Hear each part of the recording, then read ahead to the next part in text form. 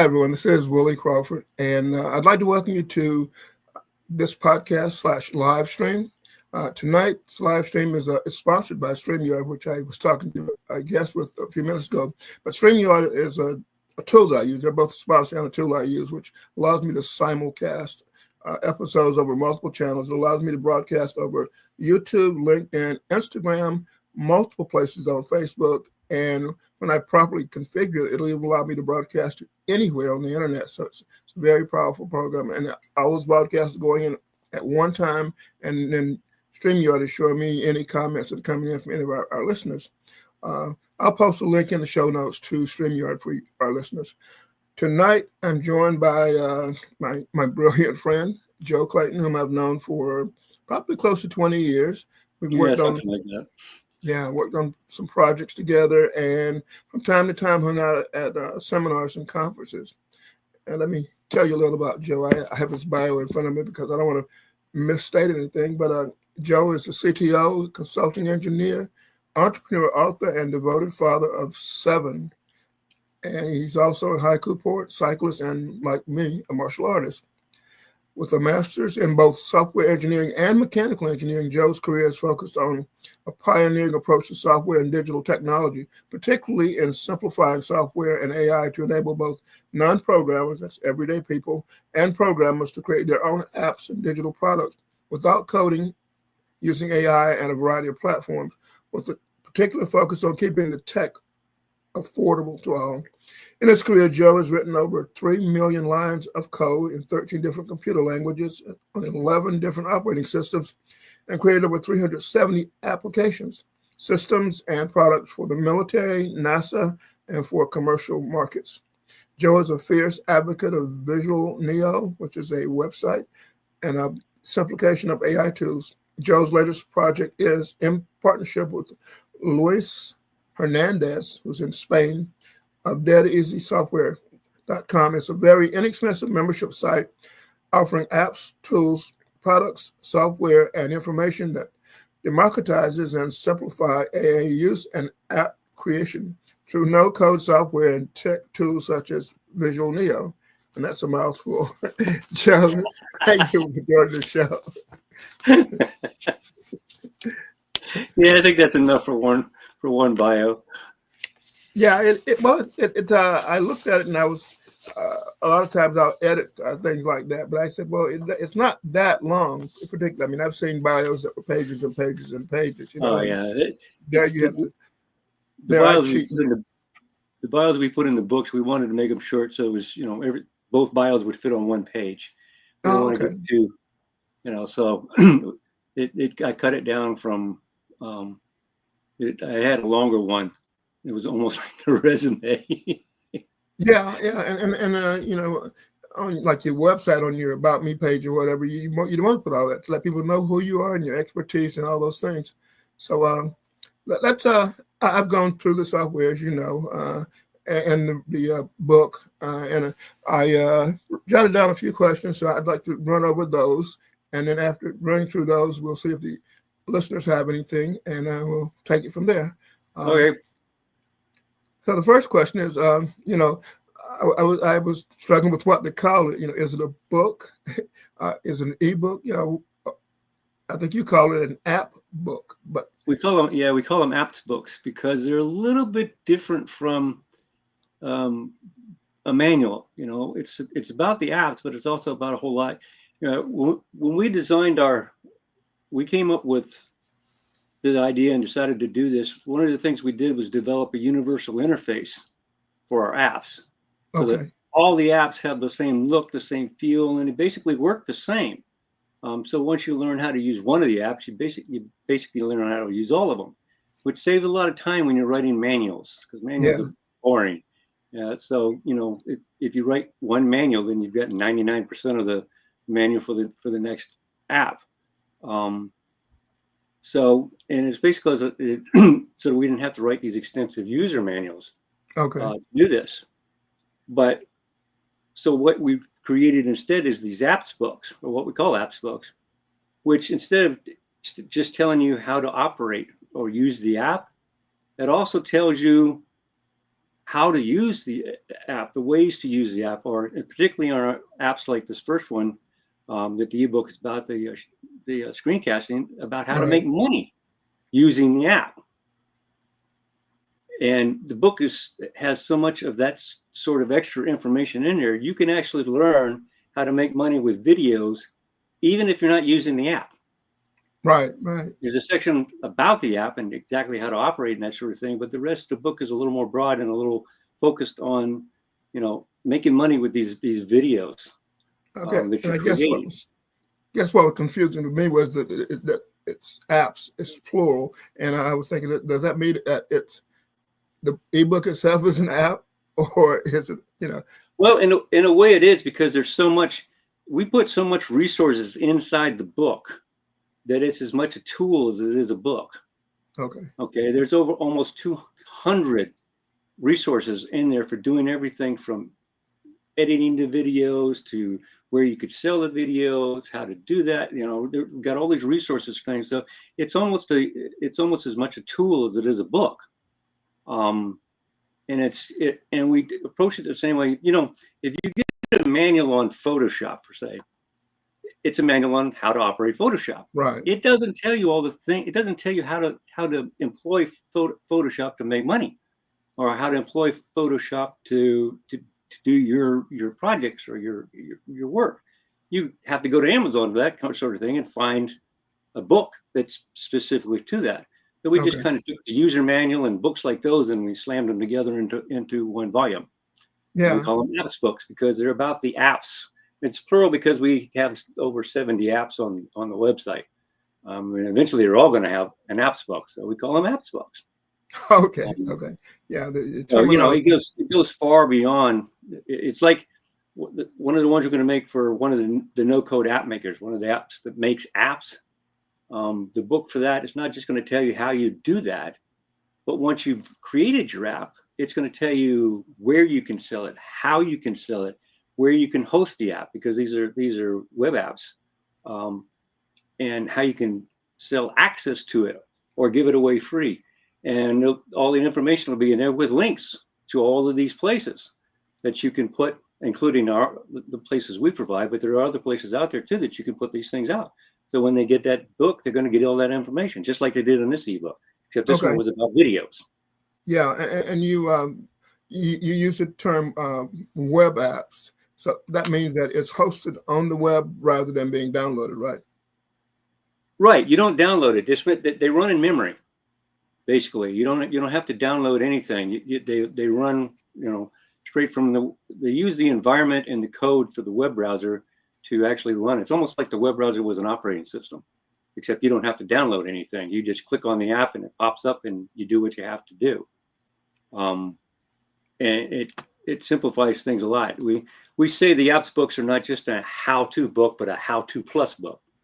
Okay, yeah. It really is. There's a lot more in there. It's a lot. It's 81 pages long, and I don't think only took half a dozen, less than a dozen pages to tell you how to operate the app, because it's a very simple app. Right. It's powerful, but it's very, very simple. So the rest of it is all about the tools and what you do and how you do it and all that sort of stuff. Yeah, it's a complete course. To me, it was a complete course. I mean, I've been marketing goods and services online for over 27 years now, and yet I learned a lot of things from that about marketing, about positioning, and where to the marketplaces and things like that. So I found that very, very useful. Yeah, and as we learn new stuff, these books will always they're always available there on the website, and they're going to be updated. In fact, I added some stuff to the ebook this morning. Something I ran across that looked like a really good idea on something. So I added another resource link and a paragraph of information about what it was going to do for you. It was about places to put your videos at. It was another platform that I had found. Okay, so when someone downloads the ebook, and then you update it, is it automatically updated when they open the ebook again, or? No, you can't do that that's difficult to do with PDFs. What we'll probably do is give them the option, if they want they can come back to the site anytime, and they're going to get the most updated version. So they do that on themselves. But if they want to, sign up, I don't have anything like that yet, but we may put in like some kind of little email update. If you want to get updated, we'll email you and tell you when we have an update. Okay. But it's not to build an email list or anything like that. It's just for those who want to get updated. Yeah, people are weary of being added to lists because. Oh yeah, we don't do that. No, I haven't done that for a long time. You're not an email marketer. You're a programmer. No, I never got into the whole opt-in thing, and it may have kept me from becoming a millionaire. But to me, I hated bothering people. They want me to tell them stuff. Great, I'm all for that, and I've got a list with several thousand that want to hear the stuff. But the other is just to get something and besides, what happens is if you offer them something that you want their email address, unless you're going to send it to their email address, they'll do things like give you fake emails and all that. I never felt like messing with that. I was always too busy to do that. Yeah, I guess I was trained by marketers like Dan Kennedy, who taught that if your product if it's helpful for people and you it's going to help them, he teaches that it's your duty to get it into their hands. So you don't bother. Yeah. I'm on his list. I get stuff from Dan all the time. Okay. Now looking at your ebook, there's a lot of work that went into it. So did you use AI in helping to write the book? AI did not write the book. Lewis and I are the writers. It's completely human written as far as that goes. Now, that being said, we did use AI as a tool. We used it for things like information collection, getting statistics, verifying information, and that sort of thing. Because that was what we were trying to. We were writing to this itself. Now, AI, when it's properly pre-prompted, can create ebooks and content. Yeah, that's truth. In fact, we have free apps to do that. In fact, we designed them with proprietary pre-prompts to make the creation of the ebooks work better, and we do use them for certain kind of ebooks and stuff. But there are things that AI can't do. Language models, which is basically all AI is out there right now, is language models, can't actually think. They process data, but they can't think. So the nuances that you put into a book, like one where you're trying to teach people how to do something like marketing or selling and all that kind of good stuff, the nuances are important because that's hard to get from the AI itself. But for other things, it's great. You have to train it with data, of course. You can't write it. For instance, they couldn't have written an ebook about our app unless we trained it with information about the app, because it didn't know it don't know our app from a hole in the ground. But see, for us, by the time we trained it to produce the kind of book that we wanted, we could do it ourselves in about the same time frame. So we did. AI only can only use what is in the database, and that's true. But the way I use it, it seems to actually I engage in a conversation with it. I ask it to help me brainstorm and ask it, what am I missing? You can get into that, but like I said, because for me, I don't actually write anymore. I don't do this anymore. What I do is Siri. I dictate entire chapters into the Note app on my iPhone, and I can do it while I'm riding my bike with a Bluetooth microphone, in my ear. I can sit there and dictate as I'm tooling down the road, and so I get, I can produce it damn near as fast as and I can get what I want when I do it that way. But yeah, like I said, the AI is, if it's properly pre-prompted, it's properly set up, does a great job. But there are certain things, especially something with when you get nuances that, and what I usually do if I use an AI to create some content, article, whatever it happens to be, I go through it and rewrite sections and make my own little touches and stuff like that. So I'm still writing it, but it created, the raw data or the raw stuff for me, Oh yeah, which does save you time. I do it the same way.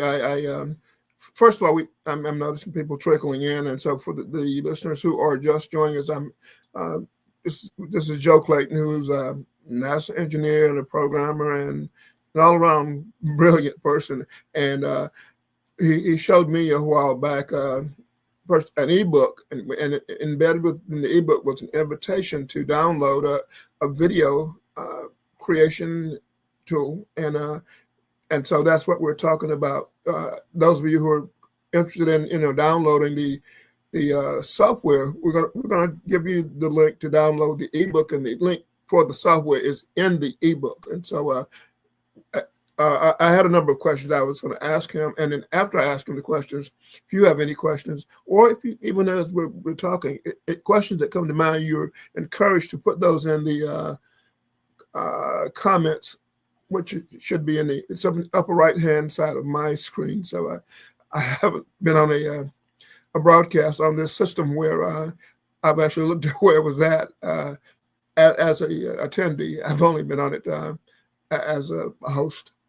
But you don't know what the other side looks like. Actually, I have been on Harris Feldman and Telma Knudsen have a program. I've been on their program, so I've seen it. But even there, I wasn't really an attendee. I was a guest. There's a difference. Yeah. Now, the book with this book has over 190 resources with links to them in it, as I remember. You also mentioned a companion book called the Link Book. What exactly is that? Well, like you said, the ebook itself is 81 pages long. Okay. And 90% of that, the app itself is really simple to use. It does a great job, but it's very simple to use. So there's only a few pages that needed to, like I said, half dozen the most. The rest of them were the resources and the information that we collected and curated for our readers, right, with direct links to the sources. If it's a platform to help you edit your video after you create it, we have a whole bunch of those listed in there, and how you get to them and which ones do what, information on the whole thing.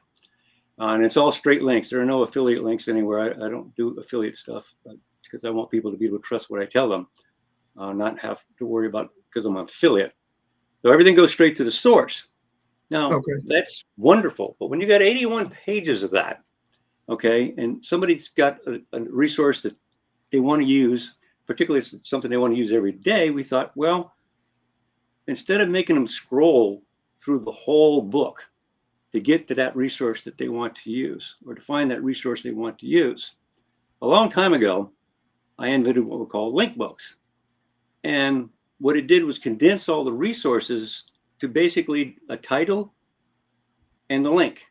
Oh, okay. We could fit 200 links, 300 links on a 2-page PDF or a 2-page app. We also have app versions of it. So you could get quickly to these various links that you want to do, your editors and your music sources and your image sources. All this stuff is in there. Image sources is a great one, because image sources, there's, we've got, I don't remember how many, 20 different sites for free images. Well, you want to go to all of them sometimes to find what you're looking for. That's a lot of links. Yeah. So with the link book, you just go boom, boom, boom, boom, boom, and you can get to them, and they all open in separate tabs and all that. So that's what the link. So that's a separate PDF. That's a separate. Yeah, PDF? it's a separate PDF. There's also a version that's an app version. It's a technique I developed a long time ago. Maybe you remember back some years ago, you and I were at a conference in Orlando, and I introduced an app that I had created called the Dead Easy ebook maker. It was a Windows app. Okay. Yes. And it did things that other ebooks, including PDFs, did not do. Like play audio within the ebook, play video within the ebook, show pop-ups, buttons with links, and just a bunch of interactive stuff that I added to it. And one of the reasons I did that was I wanted to create link books.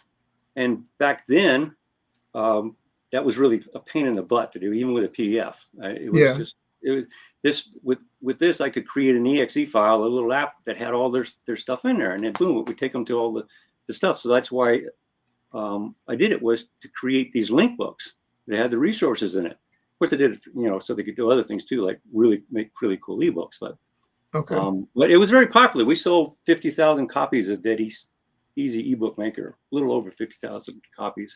Okay. And we sold even more link books that I had made with that. Man, I had link books for everything. We even have, and yes, on the site we have 2 apps that create link books, so that people can do this themselves. Okay. And we're also we're like a third of the way through to creating a new app version of the old Dead Easy ebook maker. Okay. It's not Windows. It'll work on any device instead of just being Windows version. And I think I played with the Windows version way back when. Oh yeah. It was a lot of fun, especially the music. Everybody loved that. For the people they're trickling in and out. Maybe the connectivity or whatever.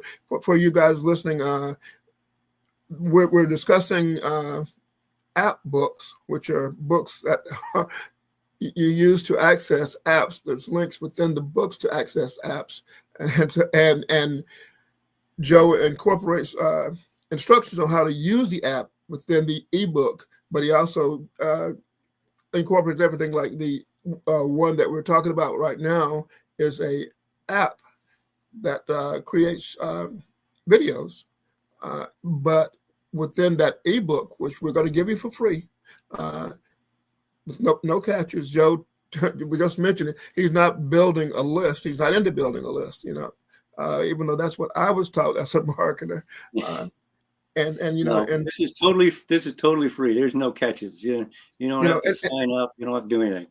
And then you mentioned you don't have any affiliate links in the book. No. That's another thing that goes against the grain, because what I was taught was, you mentioned your credibility. So people see just an affiliate link, they'll think, well, he's just trying to make sales. And I'm just the opposite. I think I would not recommend to any of my readers anything I haven't tested out.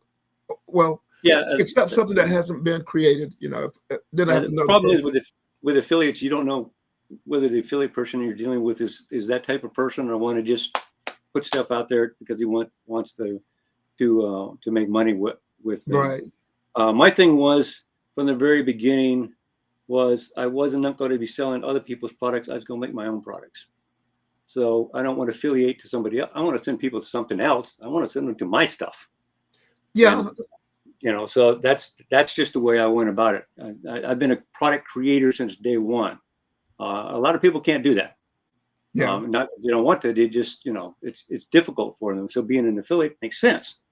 But in my case, it was the exact opposite. It made more sense for me to promote my own products, which is what I did. And it's easier for people to get started, newbies, to start out as an affiliate. But definitely. You're just making money for other people. You're building an asset for the person you're selling the affiliate product for. Right. So today I focus on selling my own products too. But when I saw your product, I knew it would benefit my audience so much. And there is an affiliate aspect built into it, in that Joe has a membership site that is $5 a month. And if you recommend it, just tell other people about it, and you get 2 people to sign up, then your next month is free, right? Yeah. They stay on there for a month, and we give you the money back. We'll do that all along. You recommend 2 people a month, and you could end up never paying for the site. And then it's only $5 a month in the first place, which is, when I first saw that, you're putting all these products into the site. You mentioned what, 70 plus apps? Yeah, 70 plus, and we keep adding more. We got another 21 that we're working on that are in various stages of completion. So we're going to have well over 100 before the summer is up. And you have inside your site, you have an app that's an app maker, right? Oh, we got several of those. We got like over a dozen apps that make apps. So people can join the site for $5 a month, use an app maker to make their own apps that they can then do whatever they want with. Yeah. Even if even if you made an ebook and you left the site, left the membership, Right. if you made an app and you left a membership, it's yours. Okay. It's the ebook's yours. You created it. Granted, you used our software, but you created it, so Right. it's yours. So You don't have a built-in way to deactivate it. Yeah. Yeah. No, we don't do any of that. You mentioned also embedding links like or music or whatever into an ebook. That's something that I looked at numerous times for the biggest reason was because I wanted to sell ebooks on Amazon, and actually I was taught by somebody you could pull your entire website into through an ebook into Amazon, just with links, pulling the pages in, but Amazon also charges you based on the size in gigabytes or whatever of a product, or megabytes. So does that add a lot of bulk to the ebook when you're pulling video or audio into it? Well, you're not actually doing that. And we can get to that when we talk about the screencasting, but later on we'll talk about the YouTube book, which does exactly what you're talking about pretty much. Okay. But it's not actually, you don't get that bulk that you're talking about. I'll explain it to you then, but it's okay. Why don't we get back then to see, why did you write the book in the first place, and why did you focus on screencasting videos? I love to write, which is always a motivation for me, but I hate to write things, like I don't like to write sales copy, and I don't like writing boring manuals. I wrote some boring manuals for the Army way back, and oh my God, I hated that. So, when I write, it's like the sales copy. I don't write traditional sales copy. I prefer people that come to the site or about the software. I tell them what it can do for them. I tell them what problems it fixes. I tell them how little it costs, because we always make things as inexpensive as possible, because I'm always focused on the everyday people, and how much they get for that. And then I let them decide, you want it, you don't want it. That's which would drive somebody like Dan Kennedy absolutely nuts. Yeah, I remember reviewing one of your sites and actually critiquing your copy, because I'm used to a specific format that's and drawing them into a funnel. I tell them what they really want to know. I tell them what it can do for them, and tell them how cheap it is. And if they join, great. If they don't, okay, that's fine. But see, we didn't want the app books to be boring as manuals, as I said, and we wanted to tell people that they can make money with app XYZ, and show them how to show them how to do it, and give them everything they needed to do exactly that. Not just the how to, but where to go to sell, and all that sort of stuff. And that's why I wrote the app book. The reason I chose making screencasting videos, first of all, it's a very simple kind of video to make. If you got good software, it's very, very easy to make them. It's not like putting together a complicated. It's very, very simple. But the other reason it was because one of the first big sales I made on the internet was a screencasting video. Back when the good screencasting software called Camtasia was first introduced, I used it to create a screencast of a step-by-step process for creating animated GIFs on Photoshop. And the reason it did was Photoshop was a great tool, but it's complicated. Yes. And back in those days, animated GIFs, I mean, we're talking like 2005, okay? Animated GIFs were kind of used the way videos are now, because back then, videos ate up a tremendous amount of bandwidth that you had to pay for. So you didn't use videos that much, at least back then. So I was showing them how to do this thing, how to make an animated GIF. And again, along with that, I told them, okay, this is what you could do with that animated GIF. You can do what now would be a video sales letter. I didn't call them that now. I forget what they call them back then. But it's basically what it was. It would tell everybody the benefits of whatever it was I was selling. And at the very end, it would have a link, okay, go get it, type of thing. And it worked very, very well. So that simple screencast video I made, I sold it for a little over it was like $5.50 or something like that. I sold over 100 of them from a one-page website, because screencast videos are very easy to make, but they can be very profitable. You're not going to sell a screencast video for $1,000 or nothing. It's a small price ticket, but it's easy to sell small price tickets, especially if it's not something you normally do. Right. If you're new to selling. Why don't we define screencast for our listeners? Okay. Yeah. A screencast is, the videos where you're watching somebody and you're seeing where he's clicking and what he's clicking on and what shows up when he clicks. Anything that you do on your screen, you click on, anything that plays, anything that it shows, the screencast can capture all that and make it into a video. And it can be of just a window. It could do your entire screen. It can do an individual tab. It's just, you can tell it what to record, and it basically records everything you do and say if you want to have the video for as you do it. So it was easy. All I do is turn it on, and I started working with Photoshop. I said, okay, here you go. Here you click on create and blah blah, and I walked through it one by one, step by step, and they saw every click. They saw everything that popped up. They saw what I did. That's a screencast.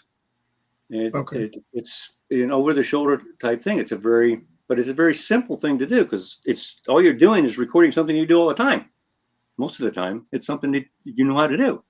So you just go through it and it records it. So it's a very, very simple video. It's one of the simplest type of videos to make. Yeah, you and I were discussing Camtasia recently, and you said that you used to use it. I used it until I discovered your software, and it's expensive now. Back when I used it, I think it cost me $50. I had version 1.1 in 2005. Okay, that was almost 20 years ago. So Camtasia 2024 is $500 for the highest version. It's expensive. $500 a year for a It's not cheap. Yeah, for Camtasia these days. Yeah. Uh-oh. You're freezing up. It's just an indication of bandwidth, Yeah, well, I'm on Wi-Fi, so okay, but I'm not that's too fine. far away. Yeah, okay. So I forget what I'm saying. So while you explaining we were explaining Camtasia, Cam 2024, which I downloaded, it is $500 a year for a subscription. Yeah. So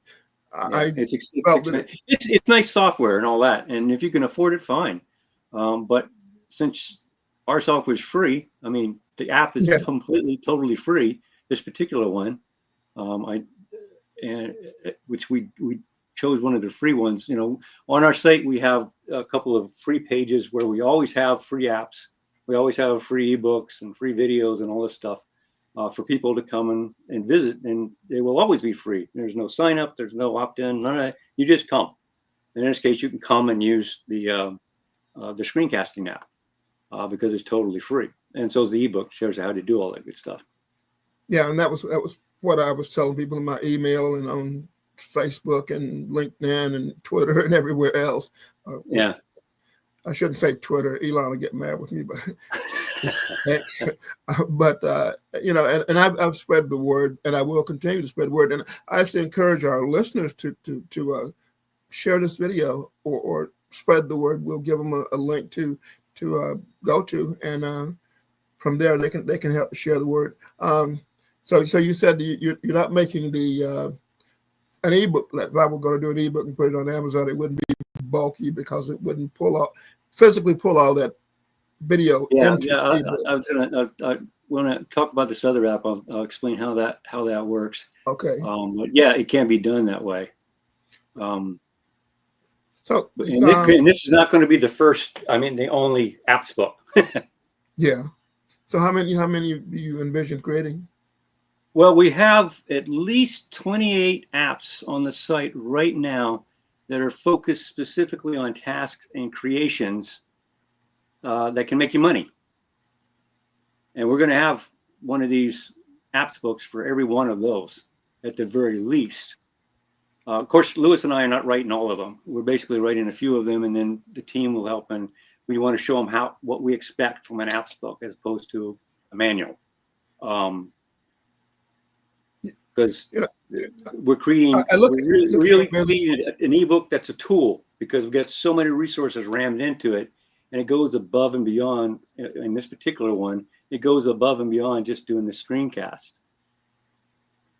I look at all the apps and all the tools that you have for a $5 a month membership that we mentioned earlier, and I wonder why you don't create more separate sites. One focused on this, one focused on each area, so you could charge more for it. You could charge $29 a month for 10 different sites. We have everything on this site. It's the home for the apps, the ebooks, the video courses, the tutorials, the audios, the e-courses, the free services. All of them are focused on apps and making money with apps. The site's getting big and bigger, and although it does have a small problem, as you mentioned, we did not spend a lot of time making this site look beautiful or promoting it. We spent a lot of time making it useful. And adding to it and developing more for it. And so we've done a really terrible job of getting the word out. We got this one thing we haven't done a great, but this ebook should help with that. That's what I'm hoping anyway. But the reason, as Lewis likes to say, we call it the one site to use them all. We're both Lord of the Rings fans.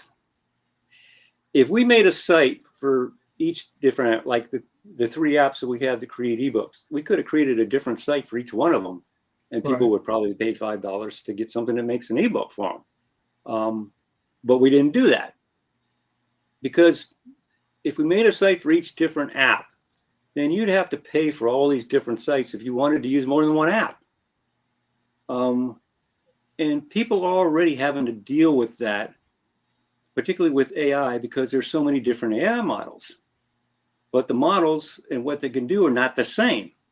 Right. So, and each one of these models, if you want to get, pro or the plus level, is $20 a piece. You can rack up an enormous amount of money just trying to have all these different AI models, because they all do different things. And free AI itself, it's great for getting questions answered, but you're not going to write an 81-page ebook or create other complete products with, free AI. It's just not without an intense amount of work that you really don't want to have to get into. And they charge $20. I started each of their apps just to get the unlimited use, get the kind of use where you could create an ebook with the apps. That's $20 a month just for that one app to do that one thing. And we decided we wanted to fix those problems. So that's why we came up with the one site to use them all. So when somebody, they have access to all the different large language models when they join your site, isn't that costing a lot for all those accesses to you guys? It does. Well, okay. The goal of our site, and we even say this on the site, is to make our website too good to be true. Make it as inexpensive as we possibly can, but worth 10 times what we charge. So as many as everyday people as possible can afford it and can easily profit from it without having to spend a fortune.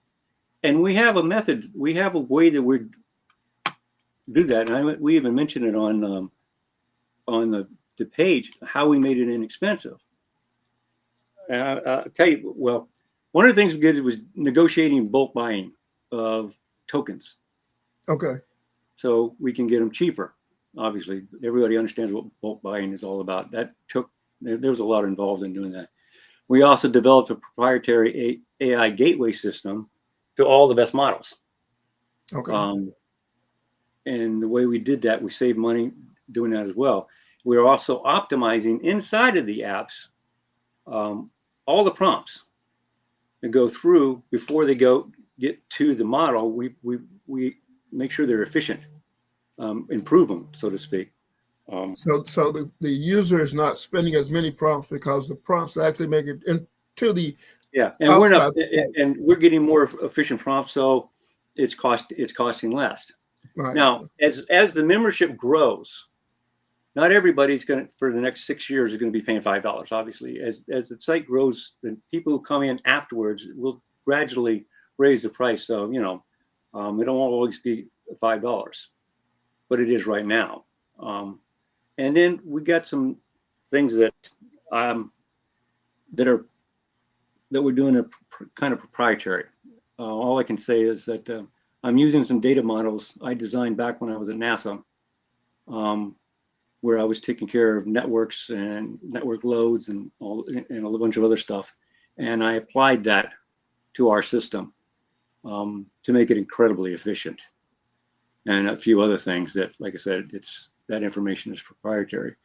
Right. Exactly how we did that, but trust me, it works out well. Because my philosophy, you know me, you've known me for 20 odd years. Yeah. My philosophy has always been, I'd rather help 1,000 people and charge them $5 than charge 100 people $50 to make that same amount of money. Because I'd rather help 1,000 everyday people than people who have more than a few hundred people who have more money. I can't hear some of the others would probably go nuts, but that's just the way I've always approached things. You're not going to make your 7 kids rich by doing that, though. No, I'm not. But that was never my objective anyway. They've never wanted, and I've never, I've done well enough. I'm not out here to be Elon Musk. You and I both have military backgrounds, and I understand one of your sons is actually Air Force now, and so we grew up serving people, taking care of them. I understand that philosophy, but my grandmother was very much like that. That's where I got it from, as much as my father. And like you say, being in the military, it's a service job, a service career. I mean, my father was in it. My brothers. 2 of my brothers, 2 of my sons, my aunts, my nieces.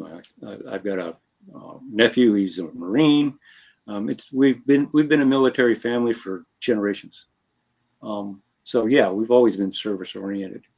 Yeah, and so you're a very giving person. You could easily charge $97 a month for all the things that are on that site, and there'd be people who happily pay for it. I mean, I'm paying $20 a month for ChatGPT for the pro version of that. I have access to X.com, old Twitter, and I pay for the premium access to Twitter. And so, that stuff adds up, Yeah. and that's why so many people are hurting, because that stuff adds up. And I don't want to be one of the people that hurt. I want to be one of the people that help. I say use also often another service, and that is probably once a week or something. There's a new AI model being introduced, a new large language model being introduced, and so people they'll sit there and they'll say, "Well, should I jump from ChatGPT to Notebook LM to whatever?" And and that's another problem that irritated the hell out of me. So in our apps, every single app has every single model inside the app. Okay. When you want to do something, if you want to create the ebook, you can go to a list and say, I want to use Perplexity to do this. I want to use DeepSeek. I want to use ChatGPT, whatever it is. You can choose the model that you want to do that particular task on that particular app.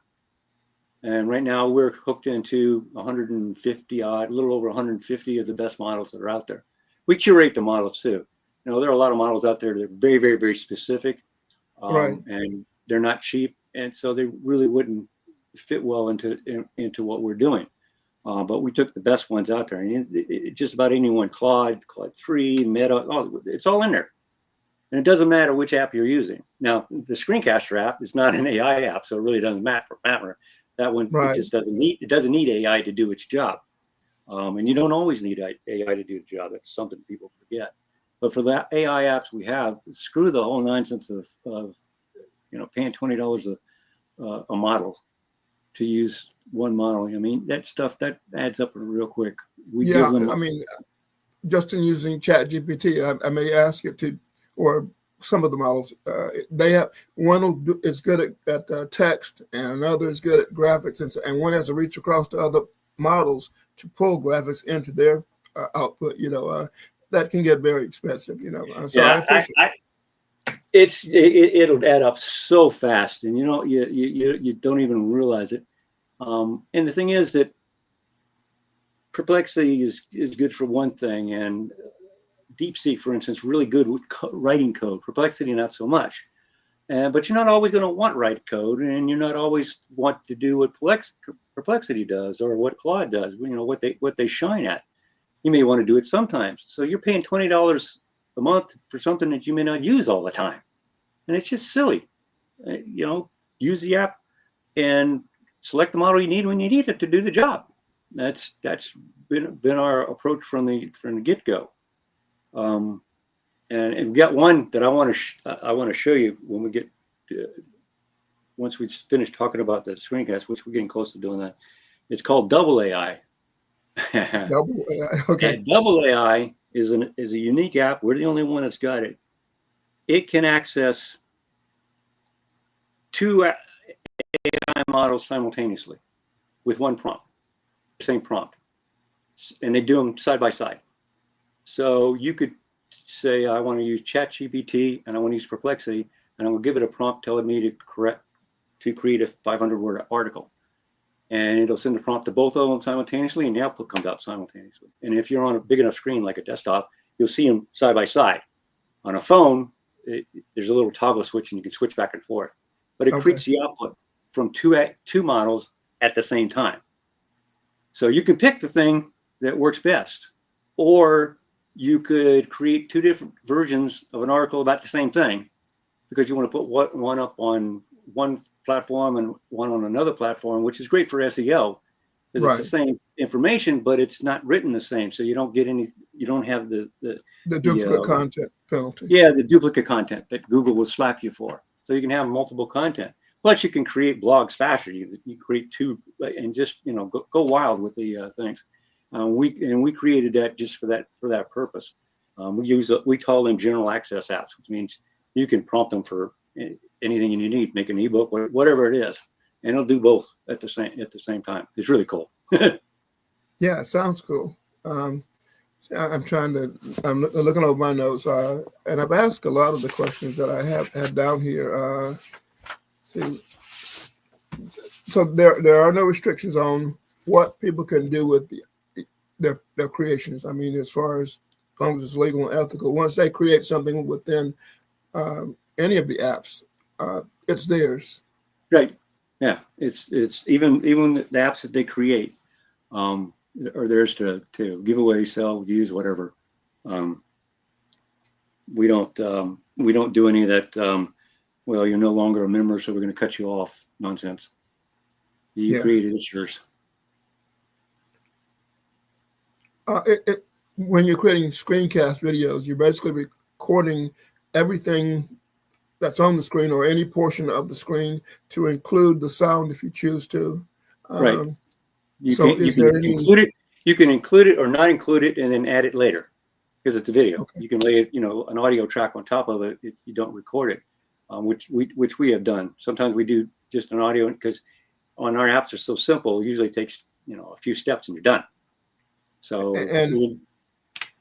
if I'd like to create a video using the screencast app, can I then go in and I can then go in and remove or add sections, splice in sections of audio or video into the original creation? It creates the web format of video, which is actually the format YouTube requires, and it can be converted to an MP4 if you want to use MP4. But everybody has the web. It's WebM, I believe it's the way it's spelled. Yeah. That's the standard for the universal format, if you will, and that's what it creates. So yes, you can edit, but our software the screencaster records the thing, but you don't edit with screencaster. That's why in the ebook, we give you the links to all the free, everything in the ebook we give you costs nothing. Okay. If it costs something to use, we don't recommend it. We don't give you a link to it. Okay. You can edit videos with Adobe, but we don't give you the link to Adobe because that's expensive.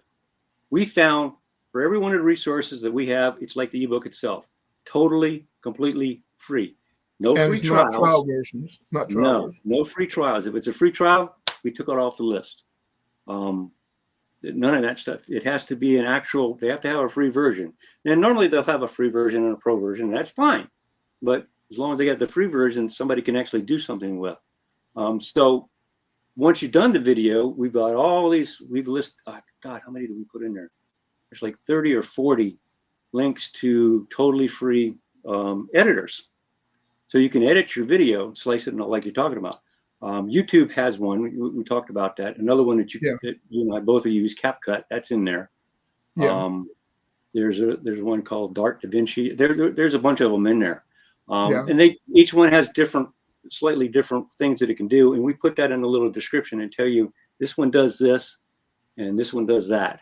And if what you're looking for is to do this, then you can go use it for your video. Like if you record video but you didn't put sound and you want to put just a soundtrack on top of it, well, there are sites that specialize in that. Again, totally free. We got those in there. There's a list of those type sites. So you can go and add audio, edit your video and add audio to it. And editing is really not that complicated. All you're doing is basically cutting things out of the timeline for the video itself. And you can also add things to the beginning and add things to the end and that sort of thing. Even split it in the middle, like you were talking about, and put a commercial in if you wanted to do. The book talks about all that. It tells you what to do, what's a good idea, what's a bad idea, what to do for your opening screen, what to do for your ending screen. In the book, it tells you really, once you've done your screencast, you really want to put those up there.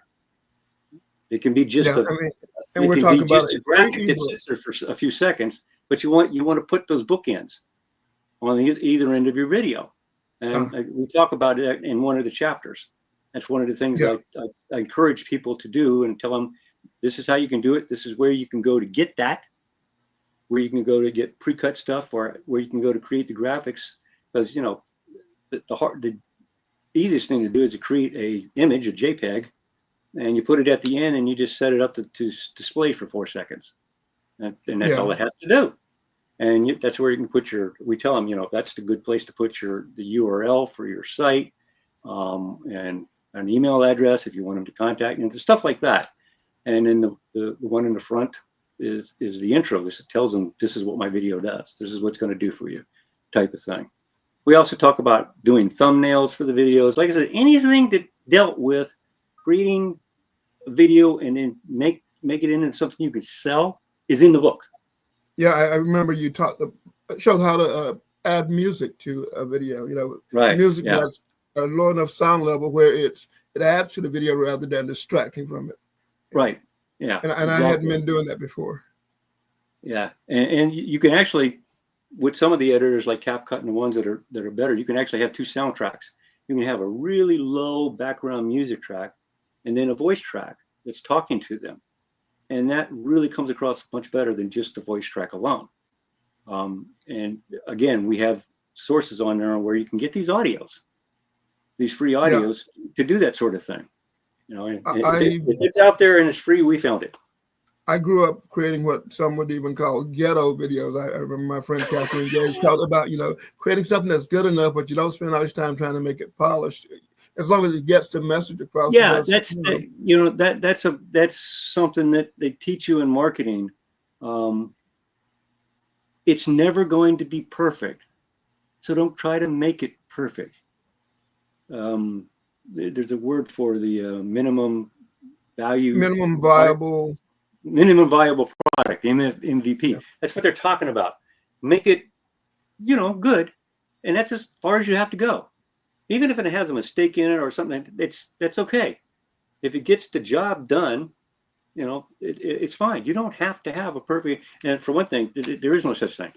because Yeah. no matter how perfect you think it is, the people who are going to be looking at it aren't necessarily going to think it's perfect. That's why You know? when you buy, say, a Microsoft software product, you're going to get constant updates because they'll find little things or holes that hackers Yeah, found or it's that whatever. So it's it's constant software. updates. Software is never done. I tell the people that all the time. Software is never done. It's never perfect. There's always something I that was needs just to be done to it. I'm a certified software tester. I was certified by the military, and my job was to reject software before it was accepted from the developers. And you know, but we had to learn when it was good enough for government work. If I got the job Right. done, Yeah, you that's never where the phrase build came perfect from. software. That's where the phrase "good enough for the government work" came from. Yeah, Was exactly what you're talking about. Is yeah, okay, it doesn't have to be perfect. It just has to do the job, and do a job well enough that our soldiers don't get blown up trying to figure out how to use whatever it is yeah. they're using. I tested software, guided missiles, for example. Those had to work perfectly, or calculate how much Well, fuel you need, and things like they that. have to work well enough to get the job done. They don't have to play music, but they do have to get that missile where it's supposed to go. Yeah, Uh, type of thing. But yeah, yeah, people that don't get caught up in that. It doesn't matter what they're creating, video, an ebook, And I myself have in the past fallen into that trap.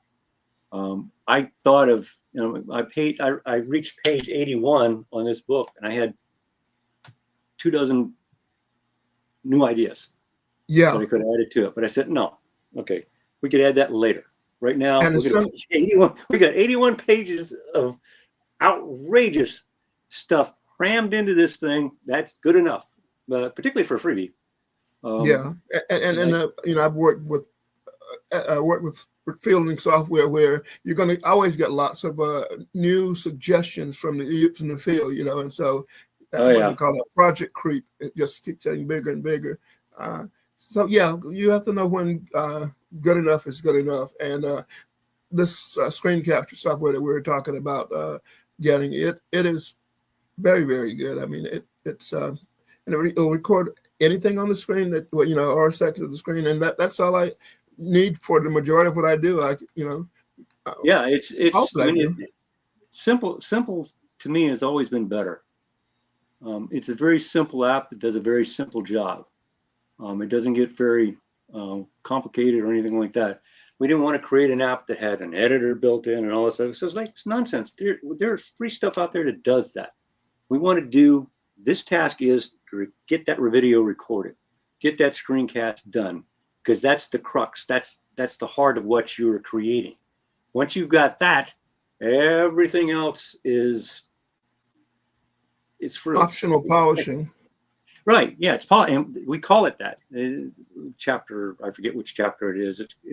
I called it polishing for profit, because that gives you is the more polish you have up to a point anyway, you get a little more profit out of it. You get a $5. higher perceived value. Yeah. Yeah. Yeah. It includes what the stud value of what you're selling. So it can be, instead of being a $5 video, maybe a $10 video, because you got the intro screen and the exit screen and get some really cool little music going on there, and you get the job done.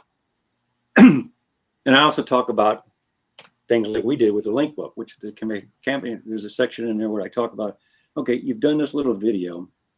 Why not create a little bit of text?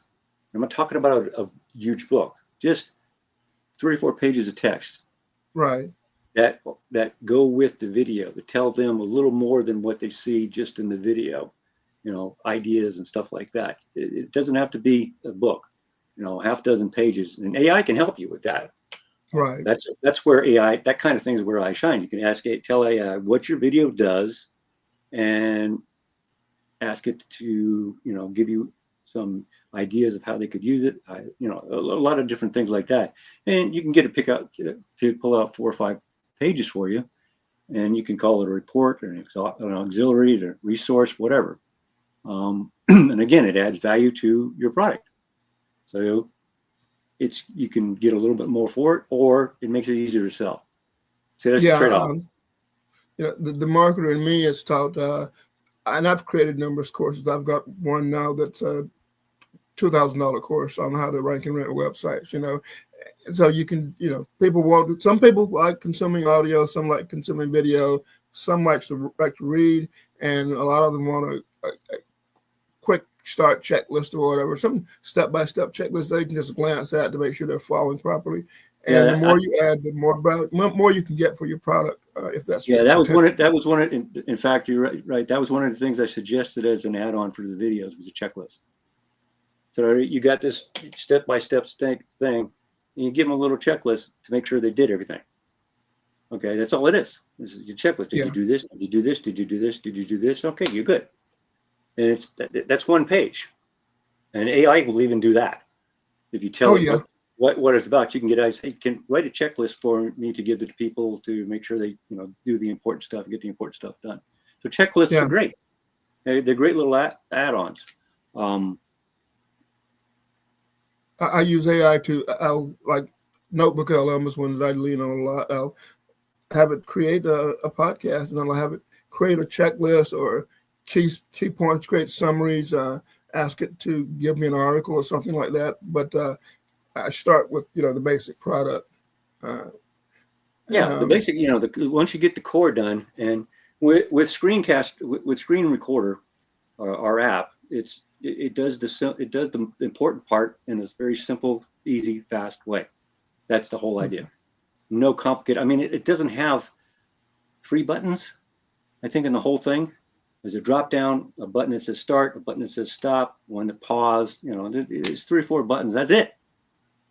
Because that's really all it has to do. It has to be able to record audio and video, or audio only, and be able to pause because you want to collect yourself or do whatever and continue. And there's not a whole lot. And then it gives you you download the video that's created, and then from there you can take it and go polish it and all that good stuff. Now you mentioned that the video that's created is in what format is that again? It's I'm trying to remember what the extension is. WPM, something like that. It's standard. It's a standard web format. It's more efficient than MP4. Okay. That's why, and it's better. It does a better job of dealing with aspect ratios and all that sort of stuff. That's why YouTube literally is happier with that format than if you give them an MP4, because it's easy and fast for them to take that format and turn it into an MP4 than to do the reverse. Okay, so I imagine even when you upload an MP4 video, YouTube spends some time uploading and then it spends time processing. I imagine it's even in the background changing it to that other format. Yeah. See, with the PM, they really don't have to do much processing because they can zip that into an MP4 like nothing. Going the other way around is harder. It is a better format. It's better all the way around the way it does it. And it's in memory wise, it's more efficient. Not a lot more efficient, like 5 to 10% more efficient, but it is. So that's why we chose the because it's better to start with the best. And you want to change it in MP4, we give you a list of sites for that. You just want a quick change it from WebPM to MP4. Well, here's 10 free sites that'll do that for you. Yeah, upload the video, boom, train it, download it, you're done. I use one of those sites that'll convert. Right. Yeah. We have a list of them. As long as they were totally free and people could use them, we put them in the resource. Yeah, I use one that's in the resource. Some of them, they're like, I use one that it's limited to the size of the file. If you've got a huge file, then they have to do a little bit of that because they're doing it for free. But you don't normally get unless you tried to make like a 2-hour screencast. That would be a big file. But, it would be. Your average screencast is going to be 5-10 minutes, something like that, and that's nothing. And you actually teach that it's better to make short videos. Oh yeah. People would rather watch, and I put this in the book too. People would rather watch 6 short videos of like 3 minutes than a 20-minute video, because it gives them a pause. It gives them time to process. They watch it 3 minutes. They can think about that for a few seconds and then go to the next one and go next. And they really prefer that. I know I do. I don't like long, long videos. Unless I'm Yeah, watching Lord of the Rings, I don't want to watch long videos. yeah. I've purchased some courses where there may be 10 5-minute videos or Right. shorter, and I've often questioned why there were so many videos in the course. Uh, but then again, my attention span is fairly long. Yeah, it's for the average person, the attention span is quite short. I mean, let's face it, and that's the way things are these days. It's even worse now than it used to be. So it really does work out better. My experience has been better with rare. Sometimes you get something that I can't think of anything off the top of my head, but sometimes you get something where you really need that 10 minutes at least to do it right in that one chunk. But Yeah. that's usually a part of something that's really takes 4 hours to teach type of deal. So it's still a smaller video. It's just longer than your normal small video. And I've seen courses like that, but for the most part, and screencasts it's making a 5-minute video with a screen is a piece of cake. I mean, So it's uh, just super easy. I'm not sure how many. I see people coming and going, and the number going up and down. I'm not sure if you want to go ahead and give them the link to access the Oh yeah, yeah. God, we ebook, should have which done that a while has ago. in it Look, the yeah, software. it's real simple. Our site is called deadeasysoftware.com. So all you do is go to deadeasysoftware.com/free-ebooks. That's it. Everything's there. You Okay. go there, you can download the ebook, and there's a little link there. You can start the app and use the app and record to your heart's content. You don't download the app. It's not something you have to download.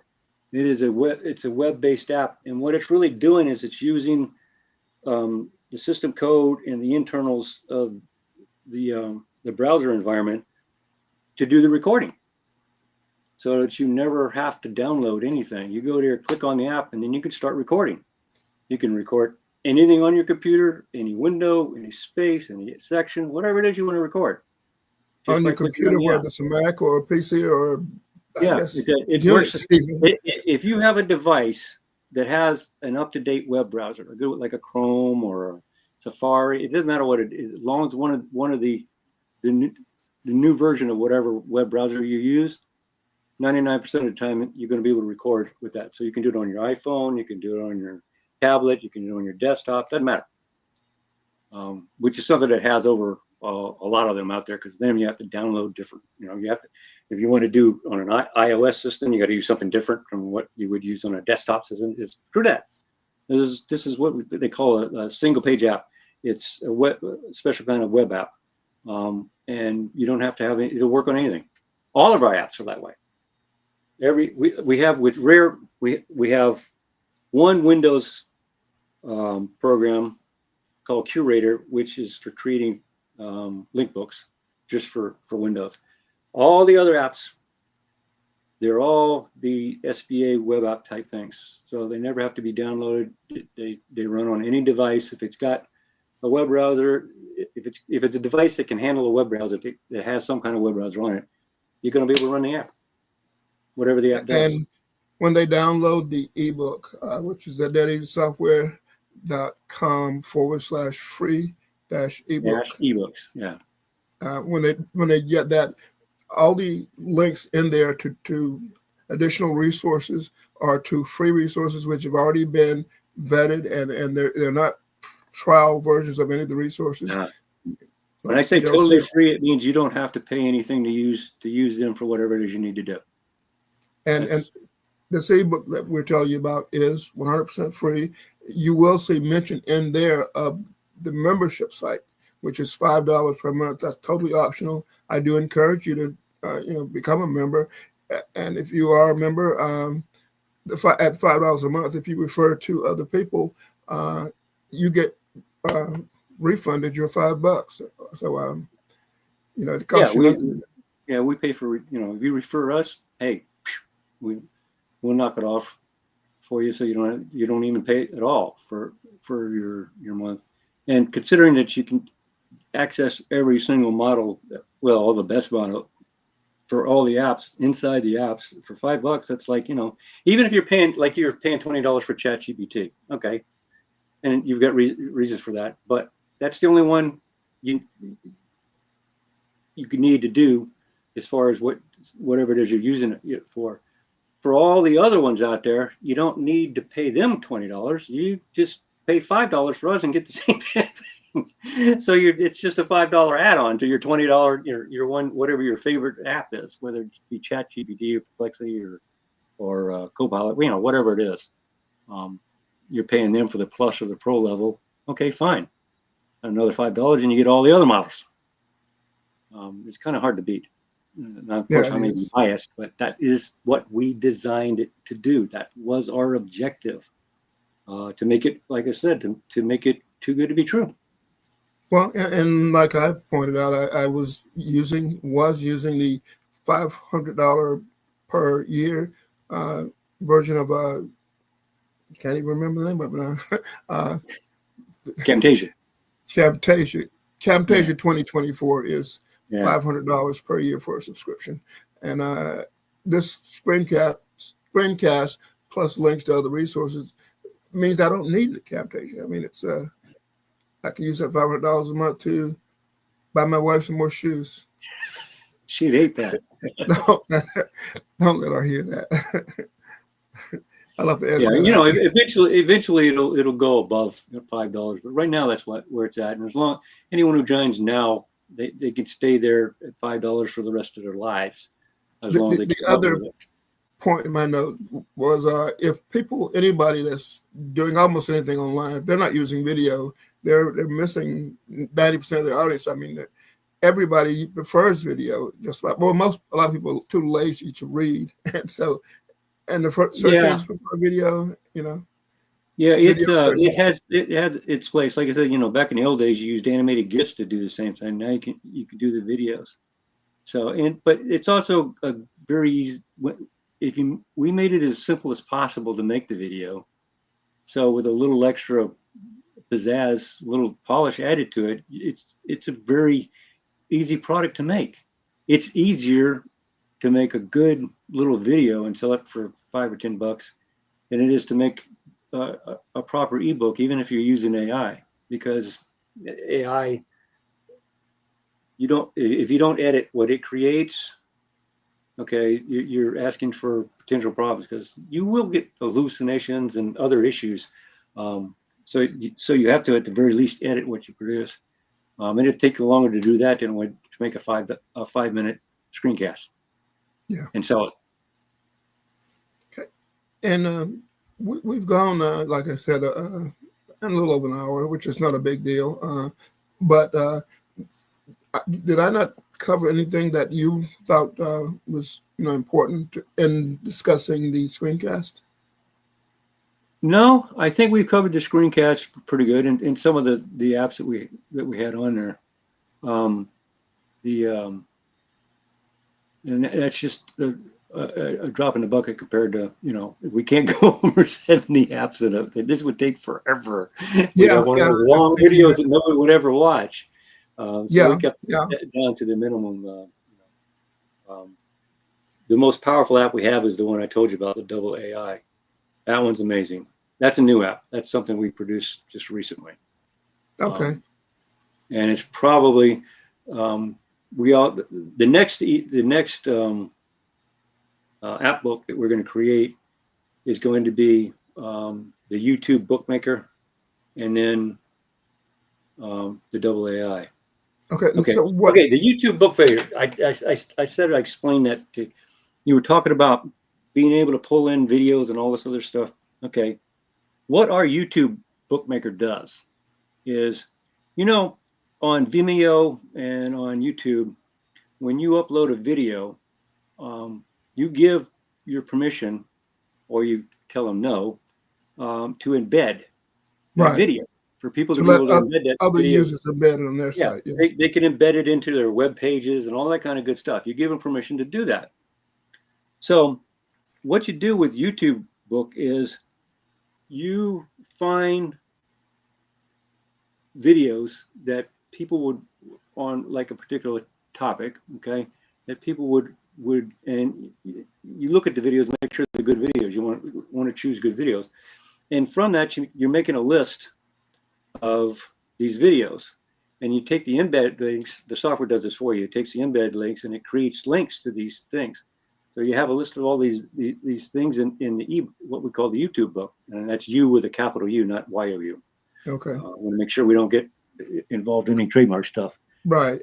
And inside of there is, an email viewer and a text viewer and stuff that's inside the YouTube book that it creates. And it's actually an app. We call it a book, but it's actually a book app. It's a web app that you can put up anywhere on the internet. And we give you places where you can post these. And what it's actually doing is it's using the embed code.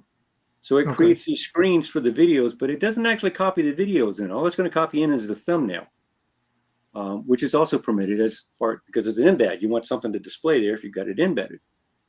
So when someone is using your YouTube book, they're clicking on these links, and what happens is the app loads the video just like an embed does everywhere. On a web page, it does the same thing. It doesn't copy the video in. It brings the video in when you get ready to review it. And our YouTube books do the same thing. And it can also, we have a different kind of book called a Dazzler that can do the same thing with audio. But it doesn't bring it in. It doesn't store it. It keeps the stuff there and it brings it in as it's needed. So that you end up with an app book, if you will, that it's only a couple meg max. Okay. I like that. Actually. Even if it's got 50 videos in there, if you're teaching us, let's say it's some kind of particular kind of marketing or some kind of marketing technique, and as it does, there's maybe 100 videos out there. People will pay for something that saves them time and saves them work. So if you curate these videos for them, you find these videos and say, these are really good, or create them yourself. You could use the ebook instead of using other people's videos. You could upload your own videos as unpublished, all right? And then sell the YouTube book with the links in it. Okay. And it loads them into the app for them so they can see the whole series. And you don't have to put them in a bunch of different web pages and all that kind of, you just create the app for them and you put the app up with a link, just like we're doing for the ebook, and boom. And we also have it has a password function in it, so you can put a password on the YouTube book you create, and that way you can sell it because you can, you email them the password. Can't share it on the right. Yeah, but see, that's an example of doing something where you're not really putting all that stuff in there. You're just bringing it in as you need it. Because with PDFs and stuff like, you can't do that. You can put a link in the PDF, but you're not, when they click on it, they're going to go, to YouTube. And the other thing about YouTube's, the problem with YouTube and watching videos on YouTube itself is that the YouTube page is a distraction. I mean, you've got the video there and you got comment sections down here and you got all these other videos sliding on the slide, and you see these ads that show up on the web page in addition to the ads that show up inside the video. Okay, that's a distraction. Yes. With a YouTube book, the only thing they're going to see is the embedded video. They're not going to see all that other stuff that's on the YouTube page. Now, if it will show, if YouTube has a video app attached to it, like they do sometimes on some of the videos, it'll show that. But you don't have all that other distracting stuff. You're going to have all they're seeing is the video you want them to see, and none of the other stuff. Now you can put an ad on there. We have a place for doing it, like a banner ad and stuff like that, so that you can monetize your YouTube book. But YouTube is not monetizing it because they're not watching it on YouTube. They're watching it on your app. Okay, and I teach you a way to get around some of the things you mentioned, in that you can control what's shown off to the side. I can set my YouTube. Yeah, you can do settings and mess with that, but most people don't. A lot of people don't even know how to do that. And this one, a complete novice could go, oh, cool. He picks up 10 videos on whatever. Like want to create an ebook on. It could even be music.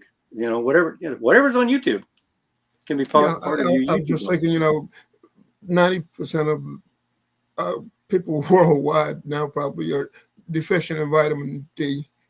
which is both a vitamin and a hormone. And so I could find 20 videos on the functions or the benefits of vitamin D, put all those into one book and create the vitamin D ebook, and sell it. Yeah. Yeah. It's a YouTube book. It's basically, and there's nothing against that. In fact, the thing that you're not allowed to do, as far as the YouTube terms of service and all that, is you're not allowed to actually copy the videos in. If you did that, then you would be violating the copyright and all that other stuff. But since they gave permission to do the embedding, then you're not.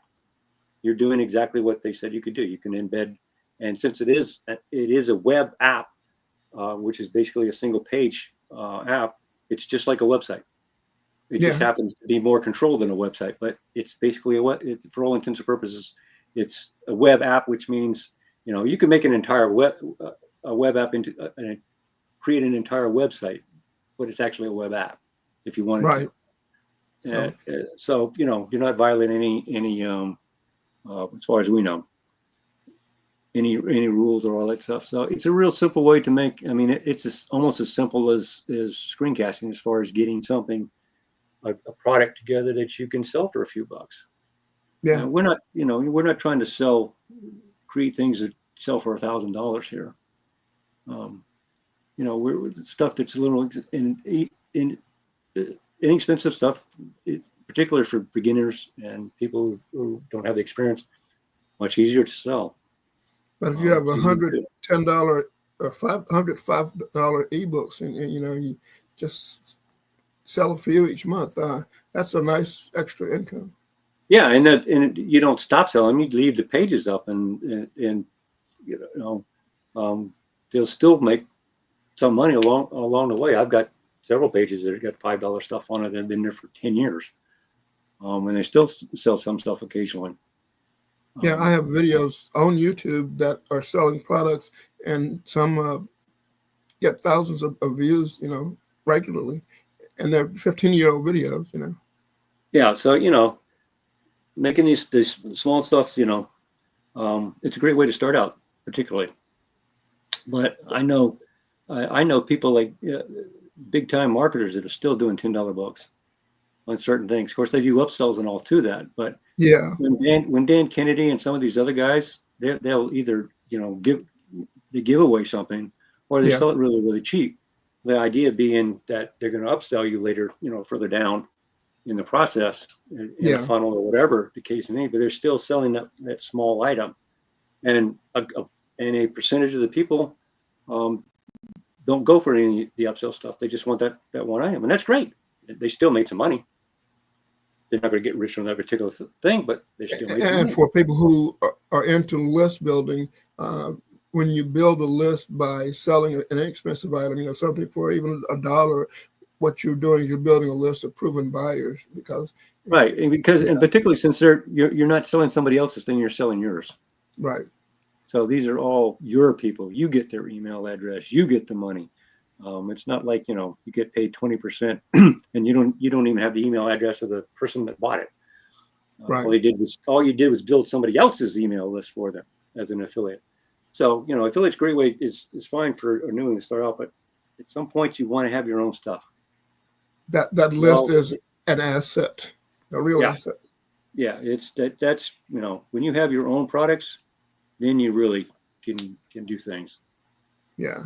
So now we've shifted to teaching marketing, but that's okay. Yeah, we always kind of slide into that, but the book does have some of that in there. There are techniques and suggestions and stuff I put in there that they're particularly for that. And even if you're creating screencast videos just for the fun of it or whatever, you still need a way to pay for your hobby. Yeah. I mean, and if you don't need money, give it to a charity, Yeah. Just make it a charity. It's not a politician. They're easy to do.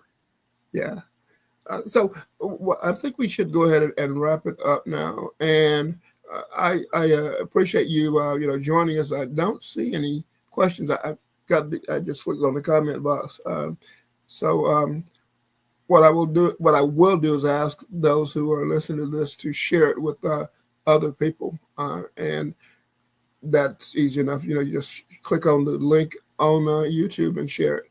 Yeah, And it's a there are short. a lot of people who, It's a simple link. It's a short link. So it's not that not difficult to. I would hope to share. yeah, I'm seeing. Okay, yeah, I have somebody using the private chat functionality to thank us for doing this. So uh, you're very welcome. Thank you. Oh yeah, you know me. We could talk about this stuff forever, Willie. Yeah, This is and fun. you mentioned other apps that are in the works, not app books, and so I certainly need to get you back, and we can again focus on one specific one, so that we bring in people interested in a specific app. Yeah, that's why the first one we do are all going to be ones that help people make money. Those will be the first ones that we do, the first apps books we do. Then we'll branch out to the ones that that do a specific task. Like we got one that creates PDFs from images in a way that the other software out there doesn't. It's not an AI thing or anything like that. One of the hard things to do is when you're making PDFs from images is PDF always wants the images to be the same size. Right. And our software takes care of that problem. You can have a really small one and a big one and a sideways one, and it doesn't matter. And it'll create the PDF for you. Oh, okay. Lewis uses it all the time because when he's developing stuff for other clients and he creates something, he takes pictures, screenshots. Some of them are big, some of them are small, some of them are just of a dialogue. And then he puts all those, he uses our software that we created, and he puts all these into a PDF, and then he sends a customer a PDF. And I was going to click to show you that we are getting thank yous for coming in, So thank you, Scott. You're welcome. Indeed. It's fun. I could talk about this stuff forever. Like it's software. Yeah. So, but I'm going to go ahead and wrap things up.